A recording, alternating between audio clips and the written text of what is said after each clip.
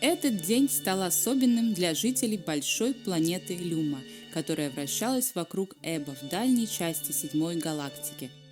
Возможно, даже теперь в календаре этот день станет праздничным и на протяжении долгих веков будет отмечаться как День Победы над терроризмом.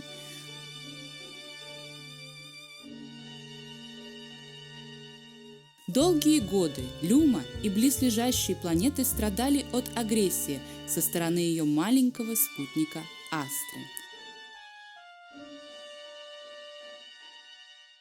И вот сегодня в 15 часов по местному времени Астры не стало.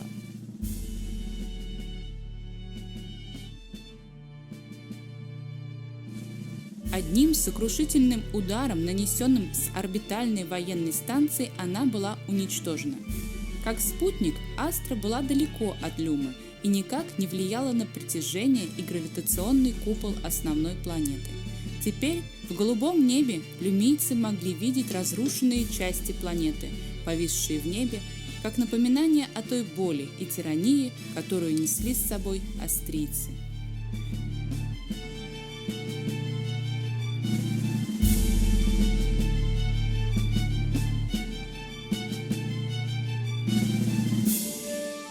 Когда все эфиры новостных трансляторов заполнила новость об освобождении, жители Люмы стали выходить на улицы.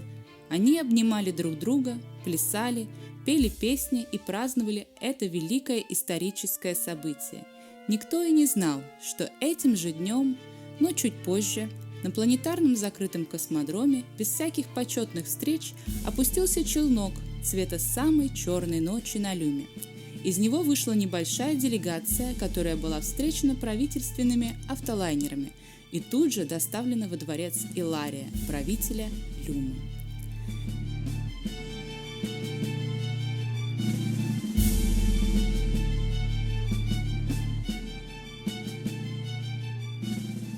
Это был великий исторический день для всех, включая и самого Илария. Он восседал в кресле во главе большого стола в ожидании гостей из далекого космоса. Иларий всем своим сердцем ненавидел высшие расы и боялся встречи с ними. Но, как и все правители Люмы, предшествующие до него, он должен был подчиняться их законам, которые контролировали всю деятельность правления. Наместник Люмы прислушивался к шагам в коридоре, нервно покусывая уже и без того сгрызанные ногти, а его сердце бешено колотилось в ожирелой груди. Ему предстояло сегодня отчитываться за самоуправство, сотворенное с Астрой, и это однозначно ему не нравилось.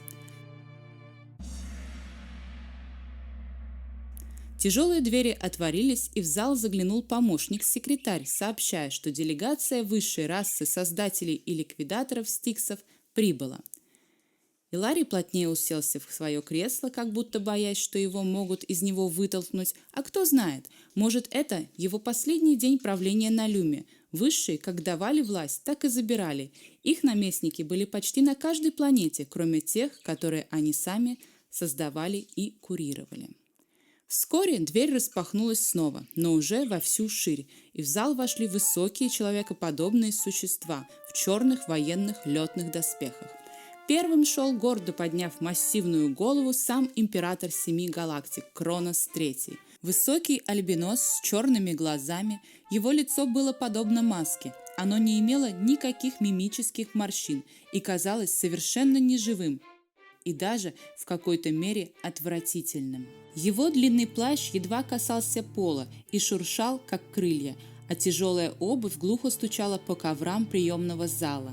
Иларий сдавленно улыбнулся, приветственно кивая императору, и тут же перевел взгляд на сопровождающих его стиксов. Убийца, ищейка в прошлом, а нынче командир легионов космического флота Аспид Сетх, прославившийся умением вести тактические сражения и выслеживать тех, кто подлежит ликвидации. Отвратительная тварь, скрывающаяся под маской неизвестного зверя. Никто и никогда не видел его истинного лица. Ходили слухи, что оно изуродовано в боях. Его глаза светились красными угольками, а длинный каскад черных волос, не спадающих гребнем со шлема, мерцал красным огнем. Как же без него, ведь Астра была так грубо уничтожена. Теперь требуется оценка принесенного ущерба и дальнейшая зачистка, которую он и возглавит, мелькнуло в голове у Илария. Третий персонаж с чемоданчиком был не менее мерзким – доктор технологий Атий, который и должен был оценить ситуацию. Именно по его данным будет происходить дальнейшее развитие событий. Доктор технологий на протяжении долгих веков служил императором Стикса. Сначала Маркусу IX, потом Цезарию, а после и Кроносу III. Он был высоким, слишком худым, сутулым и больше напоминал тень, маячащую за спиной правителя 7 галактик. Свое лицо он не скрывал маской, как аспид, но оно так же, как и лицо императора, ничего не выражало. Глаза были черные, как и всклокоченные волосы, а губы тонкие, словно их прорезали на коже скальпелем. Кронос III сел в кресло по другую сторону стола от Илария. Остальные остались стоять позади, по обе стороны от императора. Двери захлопнулись с металлическим звуком, и в зале наступила полная тишина. «Добро пожаловать на Люму, господа!» – прервал неловкое молчание Иларий. «Полагаю, вы прибыли по поводу Астры?» Хотелось бы узнать, как вышло то, что без ведома и указаний высшей расы создателей и ликвидаторов Люма нанесла удар по Астре. Низким голосом спросил Кронос, не сводя черных пристальных глаз с правителя. Иларий поежился в кресле. Он не любил отчитываться, но понимал, что все это формальность, через которую нужно пройти.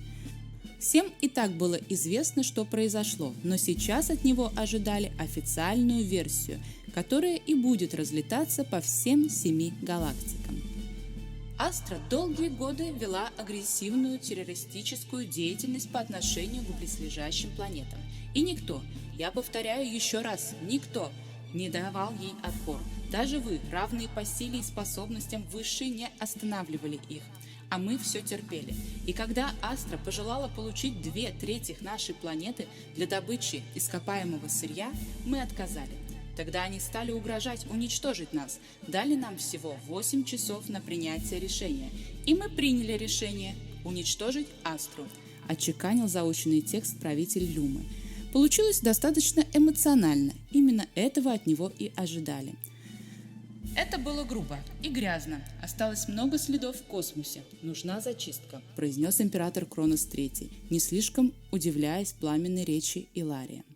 Правитель Люмы, понимающе кивнул. Зачисткой называли полное уничтожение останков планеты в космосе, будто бы ее никогда и не было, а также по закону 7 галактик полное уничтожение всех астрийцев, даже тех, кто находился не на Астре и не поддерживал ее режим. «Сколько на Люме проживает астрийцев?» – поинтересовался император. «Не так и много. После объявления Астры террористической планетой несколько лет назад большинство ее граждан были призваны на родину. Поэтому на Люме остались только те, кому было запрещено возвращаться на Астру по той или иной причине». «Доктор Атий, загрузите нам данные с местоположения по происхождению всех астрийцев, пока только на Люме», – вежливо обратился император к всклокоченной тени позади его кресла. Темная фигура колыхнулась, порхнула к столу, где раскрыла свой чемоданчик со специальной техникой и начала что-то набирать на сенсорном экране. В зале повисла полная тишина. Иларий следил за доктором. На его лице ничего не выражалось. Прочесть эмоции было невозможно. Он перевел взгляд на Сетха. Тот стоял не шевелясь, словно черная статуя какого-то божества из простых миров, которые высшие создавали. Но шлем-маска не так сильно пугали Илария, как лица, на которых не запечатлены никакие чувства. «По моим данным, на Люме всего 12 астрийцев и еще 50 разбросанных по 7 галактикам». «Спасибо, Атий. Дайте данные Сетху», – прервал доктора император, – «и начните сегодня же зачистку. Ступайте». Аспид и доктор поклонились Кроносу III, положа правую руку на сердце, и вышли из зала. Император дождался, когда шаги затихнут в коридоре, а тяжелые двери плотно закроются. Иларий, в свою очередь, отключил голосовую запись их встречи на встроенном в стол планшете и ожидающе посмотрел на Кроноса III. Не блеск, конечно, Но неплохо, неплохо. Альбинос поднялся со своего кресла и тяжело прошелся по залу. Я полагаю, что ты хочешь продлить годы своего правления с наименьшим моим контролем. Как вы точно описали, заулыбался Иларий, потирая свои толстые пальчики. Кто же от такого откажется? Так и будет, произнес император, направляясь к дверям, но остановился и, не поворачиваясь, глухо и почти еле слышно добавил: «Спасибо», после чего Кронос III вышел из зала, оставляя правителя Люмы в приподнятом и одухотворенном настроении.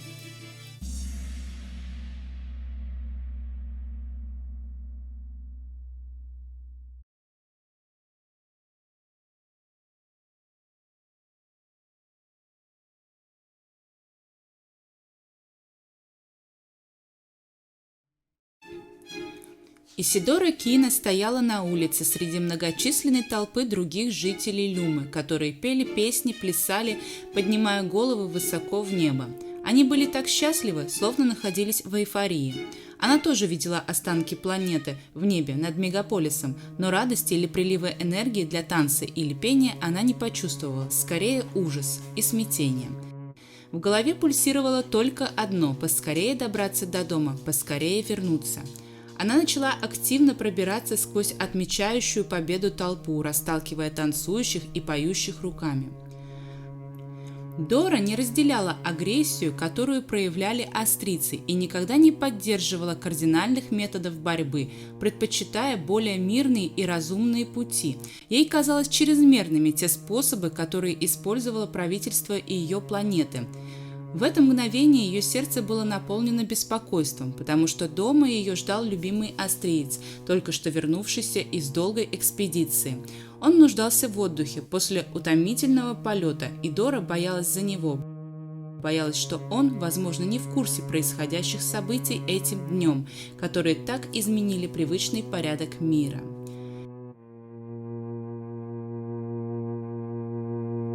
Их знакомство началось вопреки законам 7 галактик, которые строго запрещали межрасовые отношения и браки. Правила гласили, что происхождение каждой расы должно оставаться чистым. Эти законы контролировались органами правопорядка, существующими на каждой планете. Названия этих учреждений могли немного различаться, но их цель была одна – поддерживать чистоту расовой линии. На Люме это было Министерство контроля рас, которое полностью посвящало свою деятельность надзору и соблюдением этих законов.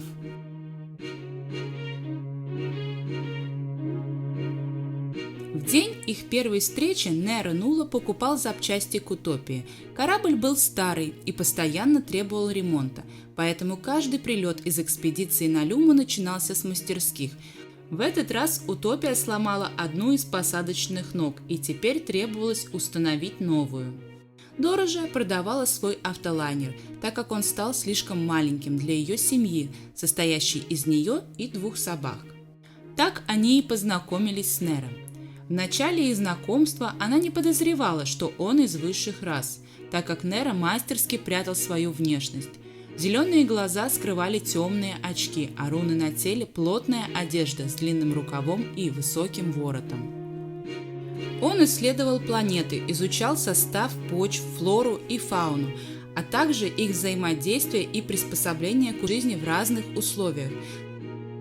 Спустя долгие месяцы Нула возвращался на Люму, проводил здесь несколько недель, а потом снова улетал. Именно поэтому их отношения все эти годы оставались незаметны для Министерства контроля рас.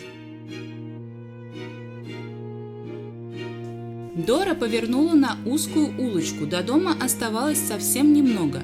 Вот решетка парадной, она забежала вовнутрь и поднялась на нужный этаж старого здания.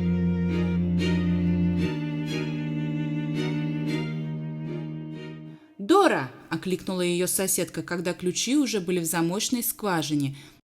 «Деточка, ты слышала, что произошло?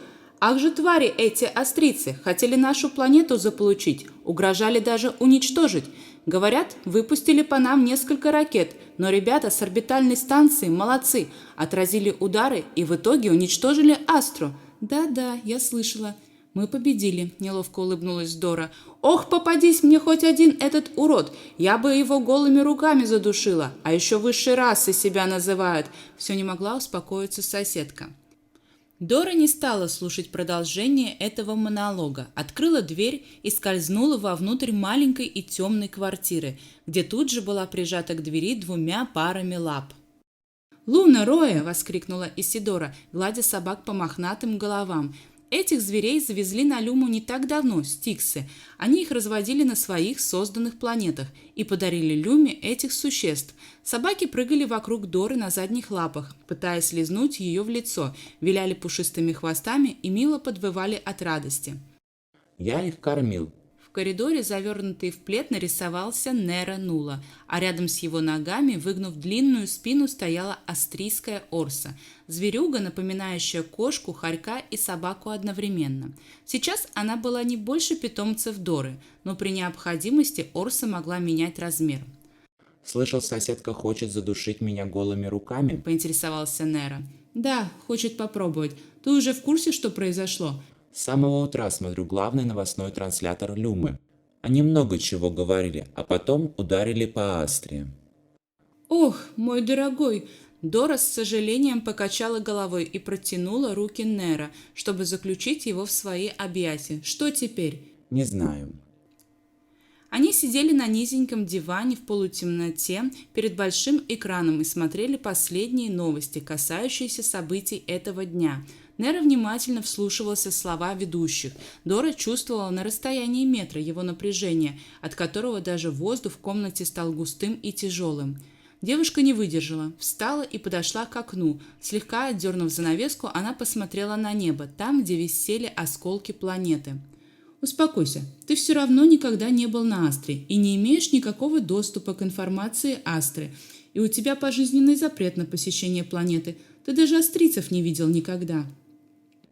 Но все это странно, ты не находишь? Люма не имела права по закону 7 галактик уничтожать планету, а тем более планету, на которой проживает высшая раса. Ведь жители Астры такие же, как и стиксы. Эти две расы могут создавать другие планеты и миры, без каких-либо специальных технологий. Просто этой функцией занимаются обычно стиксы. Я не понимаю. В сегодняшней трансляции говорят, что по Люме стреляли. Насколько я знаю, стиксам не нужно оружие, чтобы уничтожить планету. Значит, и Астра не нуждалась в нем. Зачем тогда ей нужно было стрелять по Люме? Что из этого всего ложь? «Действительно», – задумчиво произнесла Дора, – «но ты же не можешь использовать силу своей планеты. У тебя есть эти все знаки на теле, да ты весь в рунах, но ты не имеешь никаких способностей. Может, и там наверху твои сородичи не могут использовать силу по каким-то причинам. Поэтому и воспользовались обычным оружием, чтобы нанести удар по Люме». Она кивнула на небо за окном и посмотрела снова на висящие в нем осколки Астры. «Я не верю своим глазам. Они двигаются и... они исчезают!» – испуганно воскликнула Дора. Нера подскочил с дивана, все так же завернутый в плед, и тоже выглянул в окно. Собаки, спящие в мягкой лежанке, всполошились, а Луна художественно завыла. Ликвидаторы. Протянул Нера. Дора увидела, как он еще больше побледнел, а зеленые с вертикальным зрачком глаза стали еще ярче. «Может, они уберут осколки и...» Нет, дело плохо. Если ликвидаторы занялись осколками, значит будет полная зачистка. Все по закону Стикса. Как я об этом не подумал. Нул рванул в коридор, потом вернулся в комнату, схватил сумку, плед слетел с его плеч и теперь одиноко валялся на полу. «Я с тобой!» Нет, это опасно. Тебе здесь ничего не угрожает. Да и без меня тебе будет спокойней. Дора наблюдала, как Нера торопливо начал собирать вещи. Она понимала, что эта их встреча может быть последней, и слезы побежали по ее лицу. В полумраке квартиры Нера отлично ориентировался, его глаза были приспособлены к темноте. На Астре всегда темно. Он схватил летную карту и пропуск на космодром. Нера знал, что в документах указано его происхождение и что его могут задержать еще до посадки на корабль, но все же надеялся проскочить. Орса крутилась возле ног хозяина, ожидая команды. Наконец вещи были собраны. Нула взял небольшую переноску, открыл ее и подозвал Орсу. и та легко запрыгнула в нее, уменьшившись до размера горностая. Он надел плотную куртку песчаного цвета с высоким воротом и капюшоном поверх летного костюма. Теперь Неро был готов выходить, но медлил. «Извини, Дора, возможно, так выйдет?» Он не договорил. Дора кинулась ему на шею и разрыдалась. Нула обнял ее. Так они простояли несколько минут в тишине, заключая друг друга в объятия, прощаясь, быть может, на долгие месяцы, годы или даже навсегда. «Пусть выйдет так, что ты останешься жив, неважно в какой галактике, но мы непременно встретимся, сколько бы времени ни прошло», – всхлипнула Дора. Нула поцеловал ее, после чего одел темные очки, чтобы скрыть свои глаза. Дора открыла дверь и прислушалась. Тишина, ни соседки, ни кого-либо еще. Она кивнула Неро, и тот выскользнул на лестничную площадку. Когда дверь закрылась за его спиной, квартира Доры опустела, но она еще не ощущала своего одиночества в полной мере. Вернувшись, Дора посмотрела в окно. Уже начинало смеркаться, и все становилось призрачным. В небе висел один только спутник Люмы, Тея, отражая свет Эба и тем самым освещая ночной мегаполис. Осколков Астры нигде не было. Ее просто стерли, как плохое воспоминание, как дурной сон. Горожане продолжали гулять и праздновать, не обращая никакого внимания на небо. Они пели и пили, сочиняя все новые истории о том, как героически победили Астру, маленький спутник, закрытую для всех планету с небольшим населением высокоразвитой высшей расы.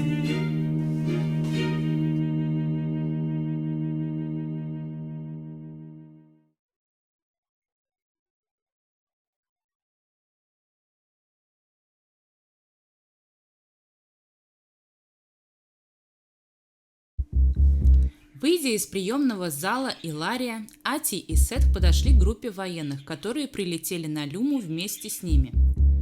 Двое останутся с императором Кроносом III, остальные получат данные о нахождении астрийцев на Люме из расчета 1 стикс на объект.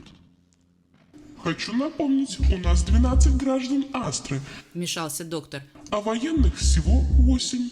Я возьму троих, а вы, доктор, одного. Полагаю, вы сможете справиться с заданием. В следующую минуту все получили свои координаты и, выйдя из дворца Илария, направились на зачистку своих объектов. Доктор медлил. Сет, главнокомандующий легионами, я понимаю, что вы лучше в своем деле, но немного ли вы берете на себя? Пытаетесь выслужиться перед Кроносом? Ведь во всей истории Стикса такие, как вы, не становились наследниками императора. Ати, вы хотите взять все мои объекты? Вы попробуйте справиться с одним без лишних проблем. Смею напомнить, что вы не военный. Если претендуете на трон императора, постарайтесь, чтобы вас не убили. Язвительно ответил Аспид. Так вы все же змея, изворачиваетесь и жалите, а не этот зверь на вашем шлеме. Злобно покосился Ати на своего соперника. К вашему несчастью, меня не так просто убить. Аспид не желал больше пререкаться с доктором, поэтому молча развернулся и отправился в приготовленный для него автолайнер.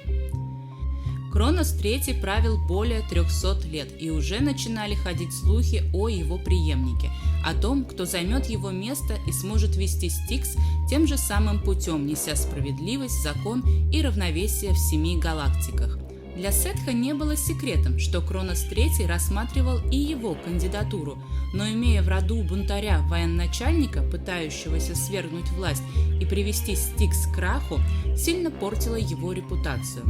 В результате всей этой старой трагической истории весь род Сетха был уничтожен, а сам Аспид был воссоздан искусственным путем, спустя много веков через капсулу, чтобы расплачиваться за грехи его предков, служить верой и правдой Кроносу Третьему, чем Аспид и занимался уже 80 лет, завоевывая расположение императора и мизерными шагами поднимаясь по служебной лестнице, покрытой кровью предателей и неверных Стиксу граждан.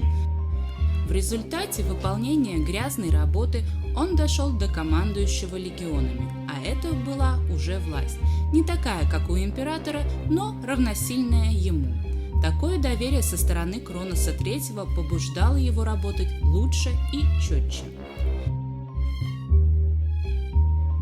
Доктор Ати же был древнего рода, и его репутация была безупречной.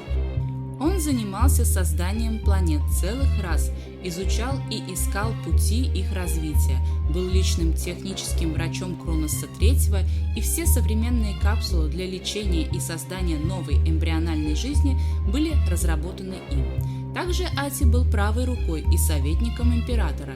Соперник был достойным, но Сетх чувствовал свое превосходство. Автолайнер двигался по заданному маршруту, по тому самому адресу, где находился на данный момент объект, и вскоре остановился на небольшом переулке. Сетх еще раз посмотрел на наручный компьютер, где был отмечен подлежащий уничтожению. Все там же и никакого движения. Видимо, операция началась слишком внезапно, что австрийцы не поняли еще, что происходит. Аспид сменил шлем-маску на лицо, когда-то отсканированное им, чтобы не слишком выделяться среди люмийцев, и вышел из автолайнера. Теперь, быстрой и уверенной походкой, легионер направился к парадной высокого дома и поднялся на 13-й этаж. Сканер на руке показывал нахождение объекта в квартире номер 898. Он вынул оружие и позвонил в дверь. Никто не ответил. Он позвонил еще раз, и снова тишина. Сетх посмотрел на электронный замок с маленьким монитором. «Придется заходить по доступу ликвидаторов», – подумал он. Этот доступ имел особый шифр, позволяющий проникать в любые помещения на контролируемых планетах, дабы привести в исполнение закон о ликвидации. Вдруг замок щелкнул, и дверь отворилась. На пороге стояла невысокая девушка со светлыми, почти белыми волосами и зелеными глазами. Она увидела легионера в черном летном доспехе стиксов, и на ее лице застыла растерянность. Аспиду не нужно было повторно смотреть на сканер, чтобы убедиться в ее происхождении. Глаза, цвет волос и руны на видимых частях тела, таких как шея и рука, которой она придерживала дверь, говорили о том, что она австрийка. «Больно не будет», — сообщил Аспид и приставил оружие, похожее на громоздкий пистолет, к ее голове, нажимая кнопку «Пуск». В следующую секунду возникла вспышка и пыль, искрящаяся в лучах лестничной лампы. Дело было сделано, тихо и без свидетелей. У него не было сожаления, он не задумывался, кто она и почему не вернулась на Астру, чтобы погибнуть вместе с планетой. Возможно, она изгнанница, а может, была просто послом своей родной планеты на Люму. Все это не имело никакого значения. Следующий объект находился не так далеко, но он двигался и явно был не в помещении. Сетх ехал по широкому проспекту в автолайнере, параллельно отслеживая ликвидируемого. Локатор указывал, что австриец двигается по улице, куда автолайнер не может пролететь, поэтому Сетху пришлось припарковаться и выйти в город. Жители мегаполиса гуляли и шумели, преграждая движение по старому городу. Свернув на узкую улочку, Сетх начал проталкиваться среди гуляющих. Никому и дела не было до ложного люмийца в черных доспехах стикского легионера. А тем временем шла охота. Вскоре сканер указал на объект, и Аспид начал активнее двигаться за ним, выделяя его в толпе люмийцев. Это был высокий и крупный мужчина. Он целеустремленно пробирался вперед. В его руках был большой чемодан, который здорово затруднял его передвижение. Мужчина был в темных очках и кепке, из-под которой виднелись белые короткие волосы. Он периодически оглядывался, а когда на него кто-нибудь налетал из толпы, нервно вздрагивал. «Он знает, и он пытается скрыться», — решил Сетх, и стал держаться ближе к домам, чтобы не попасть в зону видимости и не устроить переполох. Вскоре мужчина свернул, и Аспид последовал за ним на еще более узкую тупиковую улочку. Здесь было тихо, а мужчина открывал ключами замок на старых двустворчатых дверях, находившихся на первом этаже здания. Вдруг он повернулся и вскрикнул. Ключи выпали из его рук. «Значит, вот так все и закончится?» Мужчина искривил в гримасе сожаления и испуга свое лицо. «Для вас да», — подтвердил Сетх, быстро приближаясь.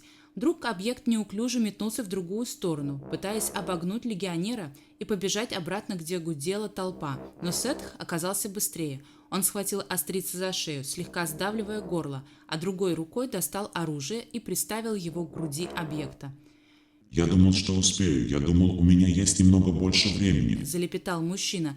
Сетх нажал кнопку ликвидатора. В Вспышка! И Астриец рассыпался в пыль, а в руках ничего не осталось. Оба объекта не применяли никакую силу, свойственную астрийцам. Видимо, оба были изгнанниками и не имели права ее использовать. Аспид огляделся по сторонам. Чисто, свидетелей не было, кроме большого чемодана, сиротливо стоявшего посреди улочки.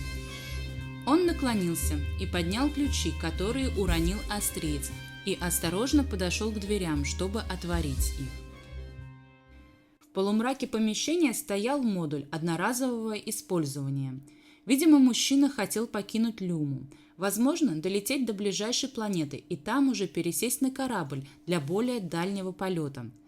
Вероятность скрыться в 7 галактиках была минимальной, но все же можно было выиграть дополнительное время и, возможно, продлить свое существование. Последний объект Аспида был еще один мужчина, с которым он покончил так же легко, как и со всеми остальными, и теперь Сетх возвращался на космодром, к кораблю, чтобы вместе со Стиксами покинуть Люму. Операция была выполнена легко и без сожаления. У корабля его встретил император Кронос III, а рядом с ним стоял доктор, прищурив один глаз и всматриваясь в приближающегося Сетха. «Это не твое настоящее лицо», – подытожил доктор, когда Аспид поравнялся с ними. Удивительная работа Ирия. Он сделал эту маску для Аспида, когда воссоздавал его, – улыбнулся император Атию. Кронос очень уважал бывшего доктора технологий и восхищался его работой. «А вот его сын не отличился талантом». Доктор бросил камень в Сетха, зная, что речь идет о его подчиненном. Если доктор Ати не знаком с работой Опуса, это не значит, что он может говорить про отсутствие таланта у моего доктора технологий, заметил Аспид. Полагаю, все готово для вылета с Люмы. Видишь ли, начал император Кронос III со вздохом. Ати был уже на месте объекта, как его сканер вышел из строя, и он не смог определить точное его нахождение. Поэтому один астриец еще находится здесь, на Люме, и я хотел бы, чтобы ты доделал работу. Сетх так и знал, что полагаться на Атия нет никакого смысла, и его внутреннее чутье с самого начала подсказывало, что доктор не справится с простым заданием по ликвидации. Но ничего говорить и тем более оспаривать приказ императора не стал. Он обновил сканер на руке, который тут же выдал координаты последнего объекта на Люме. Улетайте без меня. Я вызову с императорского крейсера Аксид. На нем и вернусь. «Жду тебя с отчетом о проведенной зачистке завтра», – подытожил император. Сетх поклонился и отправился обратно к автолайнеру. Когда двери машины закрылись, он откинулся на сиденье и задал координаты. Адрес был на другом конце города, и еще раз посмотрев на сканер и убедившись, что объект не двигается, Сетх вышел из программы наручного компьютера, чтобы вызвать на Люму свой личный челнок по месту своего нахождения. Военный челнок Аксид был подарком императору. Он был черным и невидимым в космосе, как и все корабли Стиксов, а его комплектация была базовой. В корабле была каюта управления с главным компьютером и удобными летными креслами для 2 пилотов. Еще был медицинский блок, каюта отдыха и грузовой отсек. Аксид был оснащен ракетами и считался военным кораблем, но благодаря доктору Опусу Аспид получил расширенные возможности медицинского блока, в том числе и капсулы восстановления, которая изначально не входила в комплектацию. Опус разработал свою капсулу специально для Сетха. Это было сделано втайне ото всех, поэтому медицинский отсек обслуживался только доктором и его правой рукой Герой. Вызвав корабль, Аспид вернулся в сканер. Объект начал двигаться. Необходимо было перехватить его, и Сетх задал новые координаты автолайнеру. Машина повернула направо, вылетая из старого города. Небо темнело, а над мегаполисом сходила Тея, большая и желтая. На императорском корабле, должно быть, уже завершили зачистку осколков планеты, подумал Аспид, и в подтверждение этого посмотрел на небо, где должна была висеть разорванная в клочья Астра. Там ничего не было. Так и есть, Стиксы все уже убрали. Еще раз взглянув на сканер, Сетх увидел, что объект очень быстро перемещается, возможно, также на автолайнере. Он изменил масштаб карты на компьютере, чтобы стало видно город. «Куда же ты двигаешься?» – спросил легионер у точки, внимательно просматривая карту. «Частный космодром? Ты хочешь убежать?» Аспид продолжал свой путь, неотрывно следя за траекторией объекта, и вскоре убедился, что он был прав. Астриец направлялся на частный космодром, принадлежащий биологической конторе, изучающей другие планеты. Он задал новый маршрут и вскоре оказался на месте. Легионер снова сменил облик на свой привычный, оскалившаяся маска неизвестного зверя. На улице уже стемнело, и глаза не были мерцающими угольками, они горели огнем, так же, как и несколько прядей гривы на его шлеме. Выйдя из автолайнера, он достал оружие и посмотрел на сканер. Объект был на территории космодрома, поэтому Сетх отправился через взлетную. «Ваш про!» – раздался голос и тут же замолчал. Толстая дама в кепке с логотипом конторы, где значилось 7 параллелей, которой принадлежал космодром, сидела за стойкой. Она проверяла пропуска работников, координируя взлет и посадку. Последний, кто здесь проходил, какой номер стоянки космолета? Прошипел Сетх, пылая огнем. Дама казалась очень испуганной и не сразу смогла ответить. 20 – это 6. Оказавшись на улице, Сетх окинул взором посадочное поле. Шаттлы стояли достаточно плотно, нарушая правила взлета и посадки. И неудивительно, что многие из них были битыми. Сканер показывал вглубь космодрома. Сетх прищурился, ища нумерацию и цифру 26. Как вдруг среди этого доживающего свой век металлолома в темноте он увидел фигуру в накинутом на голову капюшоне.